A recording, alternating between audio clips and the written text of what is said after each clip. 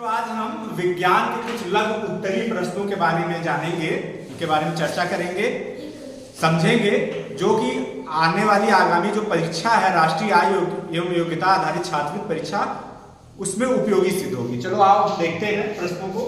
पहला प्रश्न है, कौन कौन से जीव एक कोशिकीय हैं? एक कोशिकीय माने यूनिसेलुलर, जिनके जीवन की संपूर्ण जैविक क्रियाएं एक कोशिका में होती है। इसका उत्तर है अमीबा, पैरामीशियम, यूग्लिना, बैक्टीरिया आदि एक कोशिकीय जीव हैं।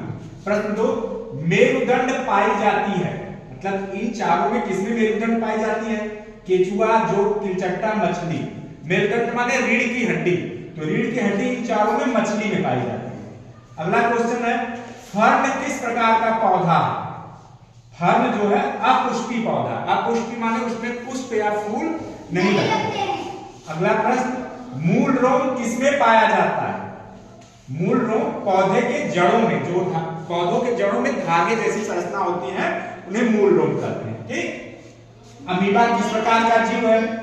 इसका उत्तर है एक कोशिकीय जीव। अगला प्रश्न है, सूक्ष्म जीव किसकी सहायता से देखे जाते हैं? इसका उत्तर है सूक्ष्मदर्शी या माइक्रोस्कोप की सहायता से।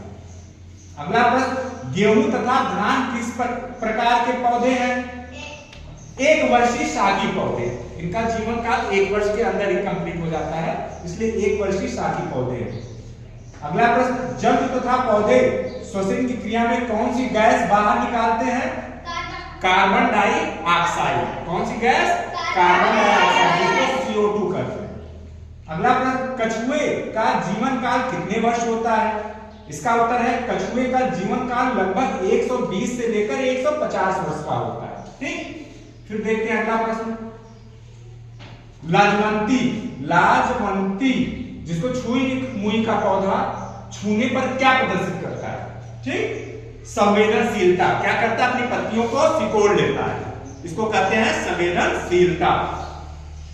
तो हम कहा थे लाजवंती यानी छुई मुई का पौधा छूने पर क्या प्रदर्शित करता है? संवेदनशीलता। क्या करता है छुई मुई? जब हम छूते हैं तो पत्तियों को सिकोड़ लेता है। ठीक, यह संवेदनशीलता का कारण होता है। अगला प्रश्न, पौधे किसकी सहायता से जड़ और खनिज लवण का अवशोषण करते हैं? मूल रोम की सहायता से। किसकी सहायता से? मूल रोम धागे जैसी संरचना होती है जो कि जड़ों में पाई जाती है। ठीक है। उसके बाद अपशिष्ट पदार्थों को शरीर से बाहर निकालने की क्रिया को क्या कहते हैं?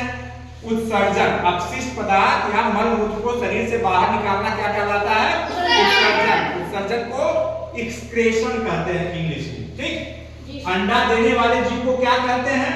अंड्यूज। क्या कहते हैं? मेढक किस प्रकार का जीव है? उभयचर।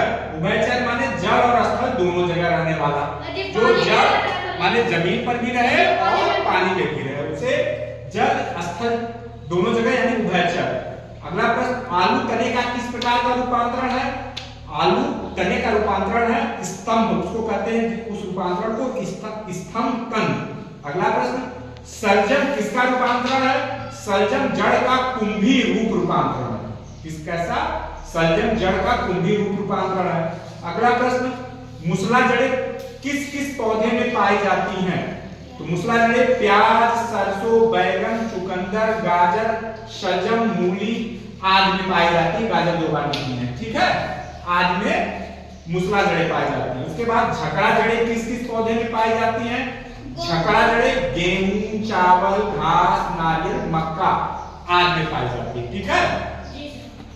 देखो अब यहाँ देखते हैं 3 पौधे के नाम जिसमें जड़, तना तथा पत्ती नहीं पाई जाती है। क्या नाम है?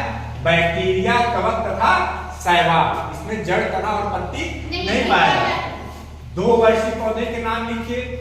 2 वर्षीय पौधे, 2 बहुवर्षीय पौधे के नाम लिखिए। बहुवर्षीय माने जिनका जीवन काल बहुत वर्षों का हो। ठीक है। जितने भी बड़े पेड़ हैं जैसे आम, गुड़हल, नीम, कटहल, ये सब बहुवर्षीय पौधे हैं। ठीक। मछली सांस किससे लेती है?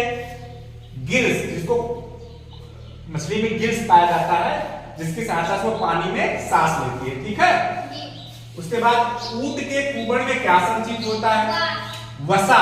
वसा माने चर्बी। तो ऊंट के कुबड़ में चर्बी जो है इकट्ठा रहती है। अगला प्रश्न, जलीय वातावरण में पाए जाने वाले पौधों का नाम लिखिए। तो जो जल में पौधे पाए जाते हैं, कौन कौन से पौधे? सिंघाड़ा, कमल, जलकुंभी, कैम्बोम्बा आदि। कैम्बोम्बा जानते क्या होता है? एक ऐसा पौधा होता है ना, जब कभी जार में मछली जिलाई जाती है, जिसको एक्वेरियम कहा जाता है, उसमें यह पौधा रखा जाता है, कैम्बोम्बा। ठीक। मेढक पानी में कैसे शोषण करता है? अपनी पतली झिल्लीदार त्वचा द्वारा। मेढक की जो त्वचा होती है वो पतली बहुत झिल्लीदार होती है, उसकी सहायता से पानी में शोषण करता है। पक्षियों की हड्डियां कैसी होती हैं? पक्षी माने पक्षी समझ रहे हो ना? पक्षियों की हड्डियां खोखली और हल्की होती है। देखो, पक्षियों की हड्डियां खोखली और हल्की होती है, जिससे उनके शरीर का वजन बहुत कम हो जाता है और वो आसानी से उड़ लेते हैं। ठीक। स्तंभ का स्तंभ ख से मिलान कीजिए। वायु कोश किसमें पाए जाते हैं? पक्षी में, जिसके कारण पक्षी का वजन कम हो जाता है, पक्षी हवा में हल्का महसूस करता है। सल्फ किसमें पाया जाता है? मछली में। ठीक। मेढक में पाद जाल पाया जाता है। मेढक का जो पैर होता है उसमें देखोगे जो उनके उंगलियों के बीच में जाल पाया जाता है, जो चप्पू का कार्य करता है, जिसकी सहायता से वो पानी में आसानी से तैरते हैं। तो मेढक में क्या पाया जाता है? पाद जाल। पाद माने पैर और उसमें जाल पाए जाते हैं। ठीक। उपचर जलकुंभी। जलकुंभी जल में पाया जाने वाला पौधा है, जिसके ऊपर एक आवरण होता है, जिसको क्यूटिकल या उपचर्म कहा जाता है, जिससे वो पानी में सड़ता नहीं। चिड़िया में पंख पाया जाता है। ठीक। अगला प्रश्न देखो, पक्षियों में उड़ने के लिए कौन कौन से अनुकूलन पाए जाते हैं? अग्रपाद का पंखों के रूप में रूपांतरण। देखो, जो पक्षी होते हैं उनका अग्रपाद पंखा, अगला पैर जो है पंखे के रूप में बदल गया है, सिर्फ पिछला पैर है। ठीक। तो अग्रपाद का पंखों के रूप में रूपांतरण। खोखली हड्डियां, उसकी हड्डियां खोखली होती है। ठीक। तथा वायुकोश। वायुकोश माने छोटे कोष्ठ पाए जाते हैं जिसमें हवा भरी होती है, जिसके उनके शरीर का वजन कम हो जाता है। ठीक है। अगला प्रश्न देखो, भोजन का पाचन कहां पर होता है? भोजन का पाचन आहार नाल में होता है। आहार नाल मुख से ही शुरू हो जाता है। ठीक है। मानव के मस्तिष्क में कितने भाग होते हैं? मानव के मस्तिष्क माने दिमाग में 3 भाग होते हैं, अग्र मस्तिष्क, मध्य मस्तिष्क, पश्च मस्तिष्क। अगला प्रश्न, एक द्विलिंगी जंतु का नाम लिखिए। केचुआ। केचुआ जो होता है ना, अर्थवन, जो जमीन में पाया जाता है, इसको किसान का मित्र कहा जाता है। ठीक। तो इसको जो वह द्विलिंगी होता है, मानो उसमें दोनों नर और मादा दोनों जनानंद पाए जाते हैं। एक वयस्क मनुष्य में कुल कितनी हड्डियां होती हैं? एक वयस्क मनुष्य में, माने हम लोगों में लगभग नहीं कंफर्म कुल 206 हड्डियां होती हैं। कितनी हड्डियां होती हैं? 206 हड्डियां। याद रखना। मनुष्य के हृदय यानी हृदय माने हार्ट में कितने कक्ष होते हैं? 4 कक्ष होते हैं। कितने कक्ष होते हैं? 4। जिसमें दो आलिंद होते हैं। क्या होते हैं? 2 आलिंद और तथा 2 निलय। 4 कक्ष में 2 आलिंद होते हैं, 2 निलय होते हैं। ठीक। उपास्य किसे कहते हैं?